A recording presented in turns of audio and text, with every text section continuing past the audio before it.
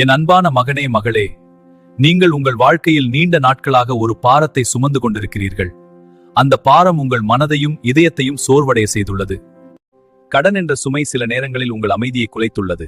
ஒவ்வொரு மாதமும் செலவுகள், பொறுப்புகள், கணக்குகள், இவை அனைத்தும் உங்கள் மனதில் அழுத்தத்தை உருவாக்கியுள்ளன. சில நேரங்களில் நீங்கள் அமைதியாக உங்கள் உள்ளத்தில் கேட்கிறீர்கள், இந்த கடன் எப்போது முடியும்? ஆனால் இன்று நான் உங்களிடம் சொல்ல வருகிறேன், அந்த பாரம் நிரந்தரமானதல்ல. நீங்கள் நினைப்பதற்கும் அதிகமாக கடவுள் உங்கள் வாழ்க்கையில் செயல்பட்டு வருகிறார். நீங்கள் காணாத இடங்களில் மாற்றங்கள் ஆரம்பமாகிவிட்டன. நீங்கள் அமைதியாக செய்த ஜெபங்களை அவர் கேட்டுள்ளார். உங்கள் இதயத்தில் இருந்த கவலைகளை அவர் கண்டுள்ளார்.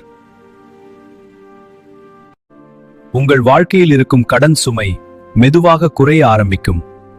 கடவுள் உங்களுக்காக புதிய வாயில்களை திறக்க தயாராக இருக்கிறார். சில நேரங்களில் தாமதம் என்பது தோல்வி அல்ல, அது கடவுளின் நேரத்திற்கான தயாரிப்பு.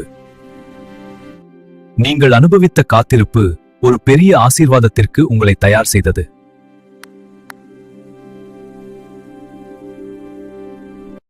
இப்போது உங்கள் வாழ்க்கையில் புதிய வாய்ப்புகள் தோன்றும். நீங்கள் எதிர்பாராத வழிகளில் உதவி கிடைக்கும். நீங்கள் முயற்சிக்காத விஷயங்கள் கூட நடக்கத் தொடங்கும். முதலில் உங்கள் இதயத்தில் ஒரு புதிய அமைதி பிறக்கும். கடந்த காலத்தின் பயம் மெதுவாக குறையும். அந்த நம்பிக்கை உங்கள் சிந்தனைகளை மாற்றும். உங்கள் சிந்தனைகள் உங்கள் முடிவுகளை மாற்றும். பிறகு உங்கள் வாழ்க்கையில் புதிய வாய்ப்புகள் திறக்கும். நீங்கள் நீண்ட நாட்களாக சுமந்த கடன் சுமை மெதுவாக உடைந்து போகும். கடவுள் உங்கள் உழைப்பை ஆசீர்வதிப்பார். உங்கள் வீட்டில் இருந்த அழுத்தம் குறையும். குறைவாக இருந்த இடங்களில் நிறைவு உருவாகத் தொடங்கும்.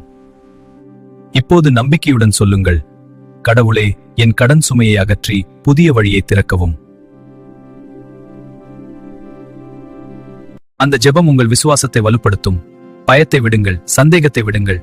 அவர் உங்கள் வாழ்க்கையில் ஒரு புதிய அத்தியாயத்தை தொடங்க தயாரிக்கிறார். காத்திருங்கள், நம்புங்கள், நன்றி சொல்லுங்கள். இது சாதாரண நாள் அல்ல, இது ஒரு புதிய தொடக்கம்.